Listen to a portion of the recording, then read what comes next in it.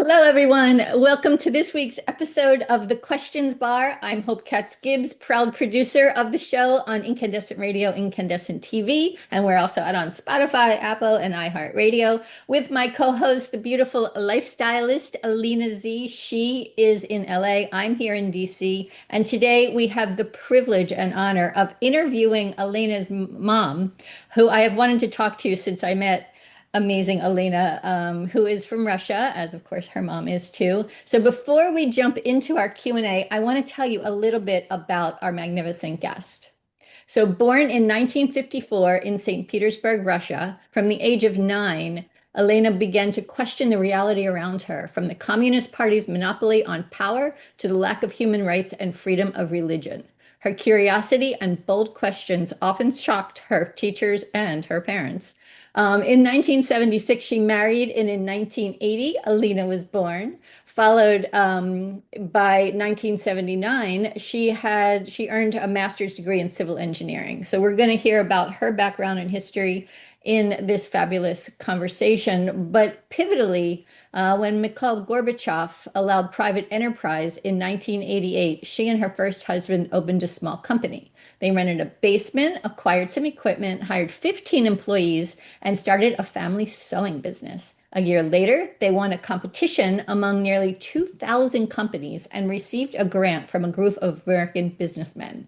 With that support, they renovated an abandoned military base and turned it into a sewing factory, employing 350 people. I have chills. That is so cool. Thanks to successful marketing strategies, I'm certain that they were yours, they expanded further, opening several additional sewing factories and other businesses. Elena returned to college to study business as private enterprise had been outlawed in communist Russia, and the concept of a free market was entirely new. In 1990, she earned a master's degree in marketing. And then Vladimir Putin came on the scene in 1995. He was the vice mayor of St. Petersburg and began consolidating power. Many citizens expressed nostalgia for his strong hand in leadership, and Elena recognized with fear that Russia might return to an authoritarian regime. So we're hearing what was then is happening now, right? So determined to live in freedom, she decided to leave the country. In 96, she left everything behind and moved to Maryland. At that time, Alina was studying and living at boarding school in the area, and in 1998, she remarried. The company she built in Russia was eventually destroyed, leaving her in a difficult financial situation.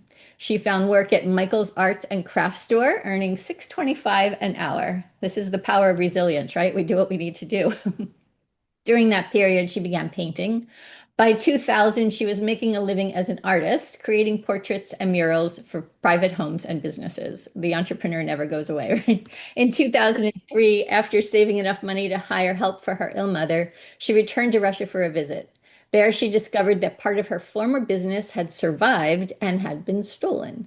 Since she still had shares in the company, she began a legal battle to reclaim them.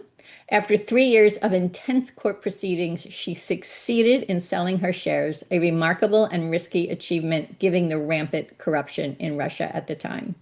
What happened next? Well, you're going to hear more today on the Questions Bar. Wow, totally blown away by both of you. I am so honored to know you. And I just want to say thank you to you both. Also, we want to give a big shout out to our co-host, our co-founder, Cynthia De Lorenzi, whose husband passed this week. So we want to send love to everyone and talk today about the power of resilience, the power of coming together and learning more about your amazing story. So take it away, Miss Alina. I'm really happy that my mom is here because I feel like I told her earlier today, I feel like she's a little bit from the future in a way that she's lived through similar things that we are living through in America right now. And she knows what can happen if we act a certain way as a country. And she came here because Russia, we came here in the 90s. And she'll share her story. But her story is like what not to do if you're living through this right now in America, what people did not do in Russia. She did, she tried, and she'll share that too. And she won her battles, but she couldn't win the battles for everybody. And it is each and every person's responsibility to fight their own battles and also fight for the community. You cannot fight for the community as one person. So she's like from the future telling us, do not, and Mom, go ahead and you can share. Our questions usually are the three questions. I don't know, should we do those questions or opposite? All Yeah. right, I'm going to back up just a second. Say Yeah. you two are from Russia, right? And have survived just amazing challenges. And that is the story that we will tell today. And Alina, yes, I definitely think we should ask the three questions that we ask everyone on the questions bar because it really helps tell the story, it frames it, and it goes even deeper. So I'm going to throw it back to you. I just wanted to chime in so that our audience had some context. Okay. So Mom, just tell us about yourself a little bit in whatever way you want to share your story that is helpful to people because everybody right now is freaking out and everybody, I mean, okay, not everybody, but everybody smart is freaking out and everybody who's I don't want to name names, but some people are saying it's going to be fine. It's going to be fine. So just share your story and share us what makes you an expert? What gives you Okay. So, like couple times I heard in last 3 minutes the word surviving. Surviving is important. You have to survive. And my mother, Alina's grandmother, survived the siege of Leningrad, and I survived, all survived so far. But the most important thing is to do something. Just do whatever you can, just a little bit, because this is more important than survival. Because I mean, yes, but you shouldn't put safety and comfort in the first place right now. Just do something, whatever you can, whatever you can. Say something, go somewhere, post something. I think this is the name of the game. And I came from Russia in 1996. And as everyone knows, or many people know, Russia was going it was communist regime there till 1991. And then actually a little bit early in 1989, Gorbachev came to power and he was allowed to voice your opinion, to actually form some parties, there was some competition, and things started to go up. They allowed private enterprise, they allowed different opinions in politics, and it was democracy. Actually, free press was growing. It was a glimpse of democracy. But then it was noticeable that people actually crave going back. They want protective, strong hand, like they called it. And Putin offered it. First, on the level of my hometown, St. Petersburg, where he is from. So he took charge of the town first. He was vice mayor. He started from the secretary of the mayor, and in a couple of years became a vice mayor. And what he was doing in the city, it was kind of authoritarian rules. You know, he hated democracy, he hated business, he hated all new things coming to Russia, and people were okay with it. Many people welcomed it. It's when I decided it's time to go, because if most people don't see a problem with dictatorship coming on the horizon, then sure enough it will come. Before I left, I said about fight to do something. I tried to run. I didn't try. I ran for the city hall, and twice I was very close to winning, but by a hair lost to both Putin's candidates. And both times, one time, they put actually a fake bomb under my door, trying to discourage me from running further, but they didn't discourage, even though Alina was really terrified. She was a child, and it was not a good childhood experience. Anyway, when I didn't win, I thought I cannot do anything anymore. I have to leave then. And I left with nothing, because I left my company behind. And it was lost completely, not completely, but was lost in 2 years. My ex-husband and partner in business actually lost it all.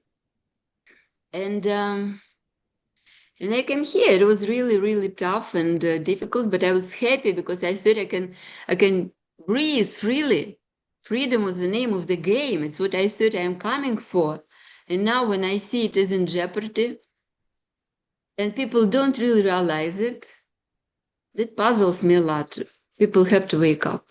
Because I came, like Alina said, from the future. I came from the place which now is totally a dictatorship. It started slowly, but during like maybe first 15 years, Putin got as far as Trump probably got in a few months. And it's absolutely appalling how people can allow it and not understand. Think that it wouldn't touch them. It will. Well, that's the And thing that people think, that it won't touch them. They think, oh, it will only touch these people and these people. But they don't remember the poem, right? Like first they came for this, second and then next for this. Right. It's And I the kept same. silent then for those, yes, till they came for me. Yes. And they think if they play by the rules, nothing will happen. It will sooner or later. Or you have to live like a mouse under the floor, and it is not a pleasant, survival too. And yeah. So this is a story, totally briefly, because when I came here, I had nothing. I started to paint actually, and started to paint for a living for a while. Then I went back and was able to find some piece of a company which survived. I fought for it with the corruption and everything. But then this kind of miraculously, I would say, I was able, because I was more, how to say, evolved in spirituality by then, seeing things with what they are more, and was able to win, sell, and kind of, I wouldn't say sit pretty because And you are pretty. You're so pretty. And you're sitting. Thank you. Yes, but it feels like something is going, not something, I can exactly point what, a lot going wrong in this country. You know, I actually want to backtrack a little bit because it's going to slide into the question that Hope and I like to ask, talk about a miracle that happened in your life, because a lot of people are praying for a miracle. And I find personally that a miracle is something that can happen, but you also need to do something. You need to take it, you need to take action. So you mentioned that you got something by miracle. So just share any miracle. Is it that particular one or something else that happened? I know many miracles that you've shared, but just something to give people hope that miracles happen to you, miracles happen to me, miracles happen to Hope, miracles happen to everybody. And so I encourage people to remember, if they happened before, they can happen again. We just need to be in the same wavelengths to create them. I would say what I learned from my many miracles, I can give some examples, but they all have in common one thing. You just do what you can, but you let go of the result. You kind of relaxed in the result and trust in whatever higher power or yourself. Just relax and do what you can in the meantime, but don't be obsessed with the result. And the biggest miracle happened when I was really, really miserable here. On the top of everything, my mom got sick. I brought you here on a visa, but I couldn't ship her back because she has a stroke and dementia after that. So it was really not good, and I had to pay for everything, for the medical. If they say medical for people who are not citizens, I don't know where they get it. I couldn't get any assistance for her, so I had to work day and night to provide, and I did. But my sister kind of walked away from the situation. She got married, and they said, I want a nice life. I don't care. Goodbye. And I was so angry at her, like really thinking about it obsessively, almost. Like blaming her in not sharing this with me in any possible way. Just watch mom. I couldn't leave her at home by herself. So watch her, I'll go work. Or you work and give me some money for her medical and I will watch her. But anything, no, she didn't want anything. And I was so upset and so angry that it was driving me crazy. In the meantime, I started to take painting classes. Whatever time I could find, I would take painting. Actually, would recommend to everybody. to do something creative, whatever it is, singing, playing, painting, whatever. And there I started kind of what I understood later, meditate in a process of painting. It was an amazing experience when you just step back and see your hand moving and creating something on a canvas, so paper, portrait. I mean, I didn't know how it was happening. I couldn't take even credit for that because it was not me. The only what I could do, just get out of the way. So I got on some other energetic level, I believe. And at some point, I just was thinking, my sister is just a weak person. She cares about herself and selfish because she just is her best way of survival in this life, and she doesn't know any different. She just tries to protect herself, and she is not capable of understanding any different ways of living, of behaving. She wanted to survive herself. And I kind of forgave, not just forgave her, I felt compassionate to her. And I would say it was the biggest miracle, not just because it allowed me to relax, not to feel this way about her, get rid of negativity, but absolutely impossible coincidences start to happen in my life. Like some phone call or some information from nowhere, was I was actually painting at some point, or some letter with address I was looking for and didn't know, or something like this. So I started to unravel what was happening, and I was able to return a piece of my business. Flew to Russia and fought this absolutely unbelievable corruption there and did what I could. But during 3 years, it was Alina was begging me not to go. I said, no, I have to. I just want to respect myself if I don't. And I need money for my mom to take care of her, but also I need to use the opportunity. But all step of the way, I was meditating and I was trying to keep this, what they call positive attitude. But it's more than positive attitude. It's more like trusting the high power that everything is going to be. No, after all, if our souls are immortal, then okay, whatever. I don't want to lose my physical body. I kind of like it most of the times.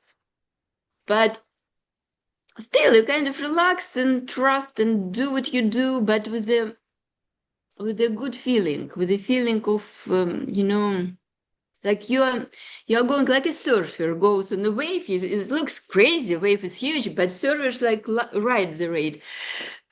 So it was kind of like this feeling, and I was able to return part of my business. So this is I think because of changing of attitude. So this is the biggest miracle. But other miracles related, they kind of have the same basis to it. Okay. Thank you. And then you brought up something that leads to another question, because you said, I like my physical body most of the time. Well, what do you do when you don't like yourself? So that's a question I would like to ask people.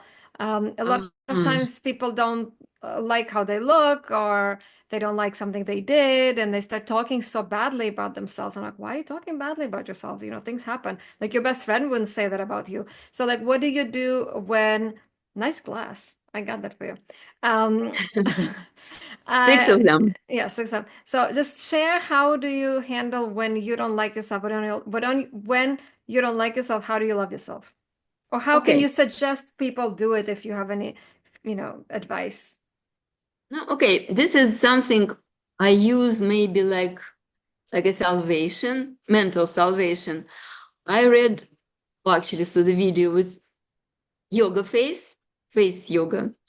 And I think it should work. It must work. I just never remember about it and never have time for it and don't do it, basically.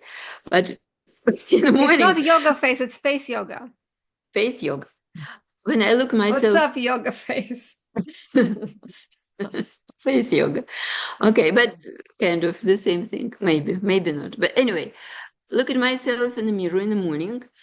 And I see something a little puffy, something a little bit not the way I want it to be. And so I think, okay, it is a solution. It is a solution. I'll do it right now. And I start doing it. And I do it, and it kind of like makes me feel better. Like I do something. And maybe it works, maybe it doesn't. I don't know. But mentally it helps. It feels like it is not doomed. Like it is a, light at the end of the tunnel. At least some people claim they had results. So another thing with the weight, maybe if I see something different from what I expect or want to see on a scale, then I kind of lose confidence sometimes. I don't run to the gym. I may eat something that I shouldn't be eating. Bah, doesn't work anyway. But I work on it. It's not good. I should go to the gym as fast as I do, other things. Face yoga, yoga Face yoga. face. No, face yoga. Face yoga. Okay. Face yoga, it's okay. Sorry for my accent. No, it's okay. Yeah, it's it's a work in progress. But how do you not hate yourself? How do you not go like how do you not go into down spiral? Like how do you bring yourself up besides the face yoga? No, listen. When you have somebody you love, like a child, right? And child misbehaves or does something, you may straighten them out, but you still love them, right? You still love them. You still want them to succeed, right? You want them to be their best, even though you are maybe not happy with them at the moment with something they did. Kind of like this. I still think it is like the soul in me and, all of this. And I get in touch with it, meditate. I meditate. And meditation, you actually access some realm and you see it's only love there. If it is love for everything and anything, Realm. you can realm. Realm. What did I say? Realm. You said realm, it's realm. I know we're Okay. talking about that because we both have the accent sometimes, and sometimes I don't say the words correctly either. Yeah. And so I guess meditation helps. So if And meditation, so you love yourself, but you scold yourself. No, like tomorrow you go to the gym. and you still don't go. No, Mother, when was the last time you went to the gym? No, you know what? I have power plate in my bathroom. I know you do. And when I Who brush got my it for you? teeth, Who got it for you? no, this one I bought. I know, that but one. I introduced you to it. Yes. And I have two weights and I brush my teeth, I do what I do, and I also do weights lifting. That's good. That's good. They're That's small. good. I do. At least this I do, yes. So Okay. so I'm not as bad. Okay. And then the third question we ask is, and I feel like I should know the answer because I feel like you said the same thing for both miracle and for how you love yourself, is if you were in charge of this country, what would you do on the day one? I feel On the like you should day make one, everybody meditate because that's how you get the miracle and how you love yourself. that's true, but these people have to come. You can do it mandatory because even though you can introduce in schools, like Alina's sister said in Europe, they do. She said, Well, my school, when I went to Quaker school, we meditated twice a week. but We didn't know it it's was Quaker, meditation, but yeah, Quaker school. right? But it is something that I do mandatory. Why things happened in Russia? Why they went the way they did? Because people didn't know what democracy is about, what it is, how important it is to protect it, and they think like in America the same thing. People don't know, and a lot comes from immigrants. Like I noticed a lot of Russian immigrants, Chinese, Cubans, people from communist countries. They were easily persuaded to vote certain ways, so they don't see a problem with the strong hand, like they say, authoritarian regime. They don't. And I would probably, before anyone gets citizenship, I would make them have at least, I don't know, 100 hours maybe of schooling about democracy, about separation of power, about importance of free press, about just conscience of the history of US. We succeeded here as a country here only because of democracy, and now it is all actually country succeeded because of immigrants, but now in a big time, I think a lot of them ruin this country because they are not prepared for democracy. They don't see. I'm talking about Chinese or Russian or people from those countries, Cubans in Florida, because they don't know what it is. And they don't see much value in it. They want you can buy anything in stores, this kind of prosperity.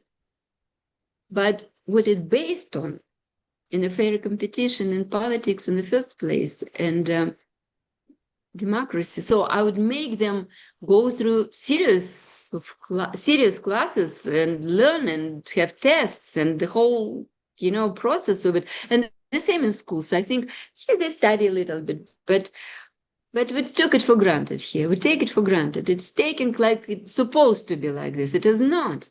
And I could, I talked to somebody recently who didn't believe much in democracy. And now they say it's republic. It's not democracy. It's democratic republic.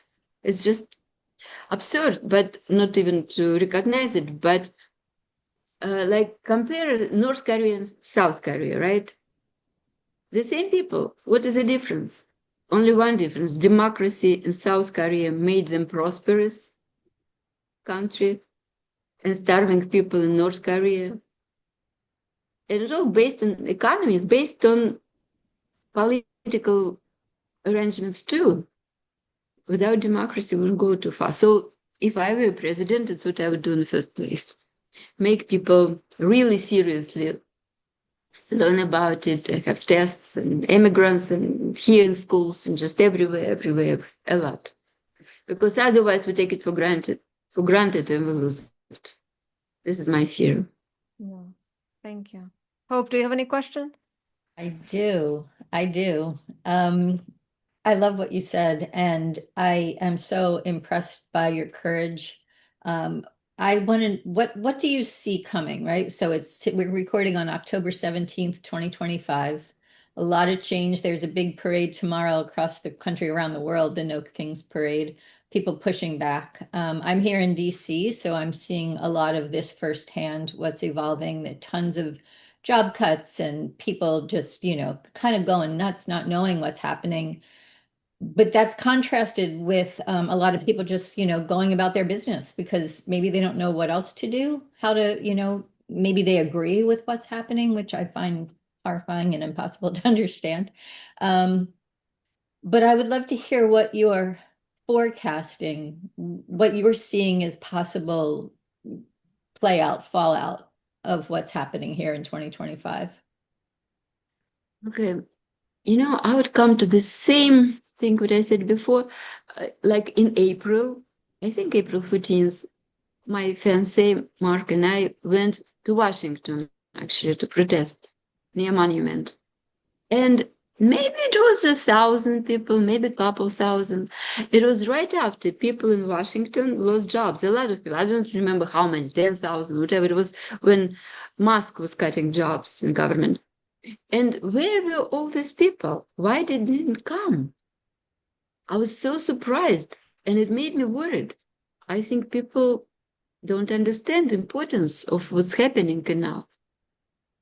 Yeah. And so yes, No King Parade, we are going twice actually tomorrow. It is in one very red city, not far. Protesters, we go there at 11. And in my town, it is at 6. So we'll do 2 in the same day. But what will happen, honestly, it all depends on people's power. On people's power and realization that it will be worse. You cannot run and hide far enough. Okay, in a way, I ran here for freedom. And what's now? Where else? Europe. In Europe also is not very pretty these days. In Czech Republic, in Czechoslovakia, Czech Republic now, also want somebody who supports Putin. And where else to go? Mars? I don't know if Musk has exit to Mars. I don't think it will be vastly available. So it all depends on people. Actually, on us, maybe on you, because you have this podcast, and how many people you'll be able to reach out. How many people will start thinking and doing something. Because you have to do something, not just survive. Do something. Yeah.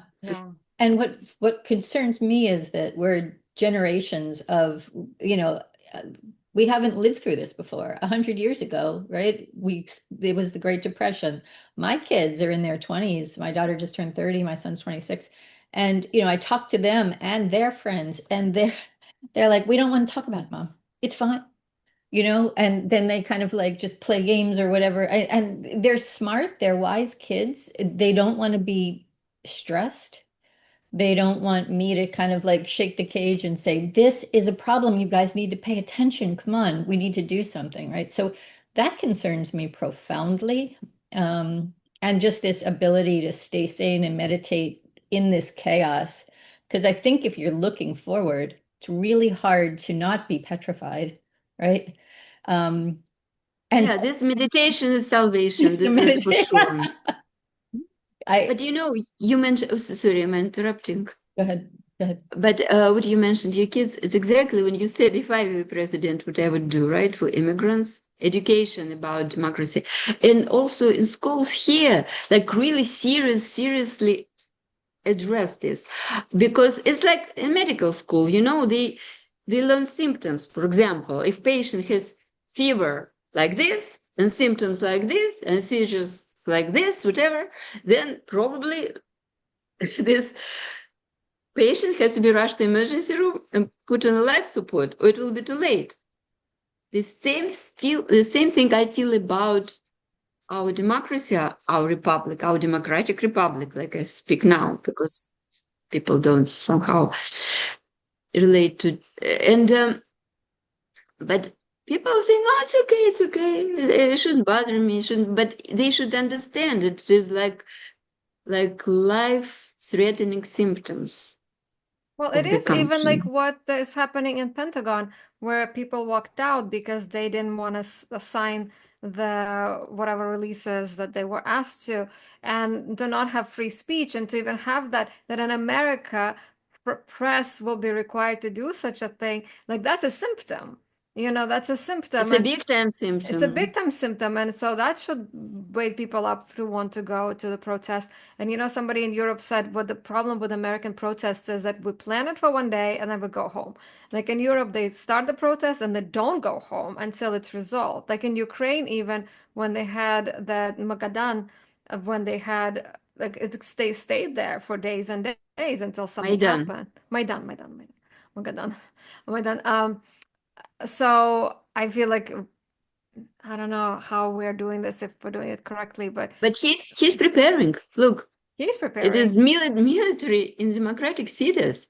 Pretty soon it will be in more places. It Yeah, feels and like almost too late, but we still have to do something, because when it's too late, well, I it is feel too like some late. We people. don't wake up in North Korea, basically. We don't. Or in Putin's Russia. Right, exactly. But my challenge is that people think, well, you know what, it's fine. It's in democratic cities. I'm not a Democrat. I'll be fine. Farmers thought they were fine, and they're effed right now, and maybe they'll be bailed out, but with taxpayer money, and then other taxpayers have to pay more money and pay more for health insurance, and then they won't have money to buy stuff from the farmers. Like it's all gonna affect everybody because as much as Trump wants to say America first, we are gonna be part of the global society Not regardless. possible. We're on the Yeah, same planet. we're on the same planet, exactly. And we can't say, oh, well, there's no climate change. And then Alaska just got flooded. So many people are missing still, I believe, and they don't even have FEMA. Like those people voted red, and look what they got, and nobody cares about them. So And in Texas, it was flood on July 4th in Texas, and people were not Texas, warned. not Texas, Texas. Okay, Texas, and and people were not warned, because I guess because of many Yes. people in the climate, whatever prediction centers were fired. Exactly. Yeah, and so it's going to affect everybody. It's just right now we just have to go out. And I'll read this really quickly. I posted it in my social media. I thought it was such a great thing that said, everyone who is afraid of, everyone who is afraid to join no kings or other protests need to understand this. You are afraid of the wrong thing. You should be afraid of what will happen if we all stay home. Yes, Mhm. yes, yes, yes, yes. So it's up to us right now. And Hope and I started this podcast shortly after the elections last year. And we survived for 11 months. I mean, he wasn't in power until January, so it's been like 10 months, but I don't know. It's been pretty crazy. Yeah. But in the several months, he achieved more than Putin Well, that's because he in already decades. Putin had the Hitler playbook, and then Trump was like, "Oh, I can use that and that and that. I can do this playbook." So he's using them. And with social media, in a way, we say, "Oh, we're so much more informed," because back in the 40s, you didn't have social media, so people didn't even know about certain things that were happening. Even I listened to a German guy. He said his parents lived in part of Germany where they didn't have Jews.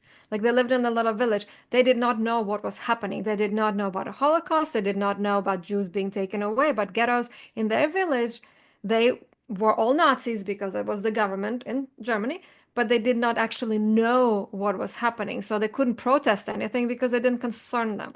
But now we have social media. So you would think, well, everybody should know, everybody should protest. But I think with social media, people are so stressed out. And it is part of the plan to get people so stressed out that they don't want to know, like what you said, Hope, about your kids, because it's exhausting of what's happening. And then, rule number one of the Nazi Germany was to come up with a enemy. Back then it was the Jews. Now the enemy is Democrats. The enemy is the immigrants and everything. So people just get so stressed out with all of that. I would like to give a little example. I was just telling Mark today about my aunt. I remember my father was not really thrilled when they would come to visit. And I was little, I don't know, 12 years old, 10 years old. And I remember she was speaking up. She was speaking up. She didn't like what's happening. She didn't like suppression. She knows freedom of speech, of course. Forget it. It's not even, it couldn't be even called like this there. You can't even whisper. Freedom of whisper, I would say. Even in the circle of the family, she would say something. And my father would be terrified. I remember his face. He was probably thinking, what if I go to school and tell, oh, my aunt says this or says that? He would lose his job. And I And never would be that's after Stalin, just for context. after Stalin. Yes, it was in even 60s. Yeah. And probably I would never be able to get in college or, and live in fear. It was I remember when I was 9 years old and my father took me to election, they call it election. So they has one person and you just confirm, like you vote for this person, one out of one, and put the ballot. But they had booths and pencils. You can get a pencil, go to the booth, cross, whatever. And I said, Dad, what do we vote? Whom do we vote for? He said, no, for the best out of the best. They already pre-elected for us, and now it's the best people. I said, but I don't know them. I think you are the best. Can I vote for you? Can I vote for? He said, no, it's pre-election because he's supposed to say what you're supposed to say. Otherwise, you may be not in jail, not in Siberia, like in Stalin's time, you shoot you, but at least lose your job for sure. So we came to this place, to the post voting booth, voting, what do you call it? Voting, anyway, place. And he got the ballot. The woman checked the dress and marked that he got the ballot. And I said, okay, great, let's go to the booth, close the curtain. Let's go there. I remember his face. He was terrified. He said, oh, no, we don't. I said, why? You said we go to the booth. I couldn't forget. I was 9 years old. I couldn't forget his face. Do people really want to live like this? No, we don't want to live like this. But no one has this in their. It's coming. Oh, it's coming. Oh, it's already here.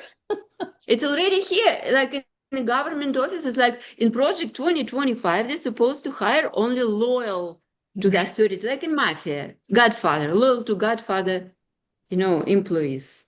Yeah. And you have, despicable. Yeah. It's despicable.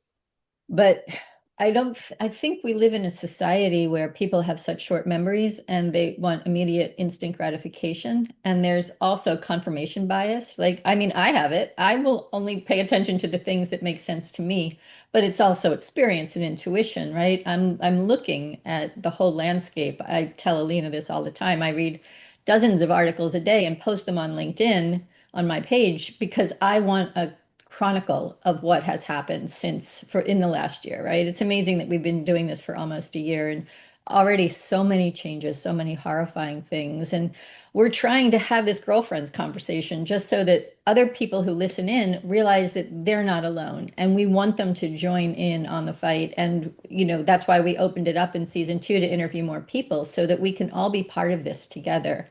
And my feeling is that if we can keep bringing amazing women together, that then we will have some kind of resistance, some kind of underground railroad that we can depend on and count on come what may.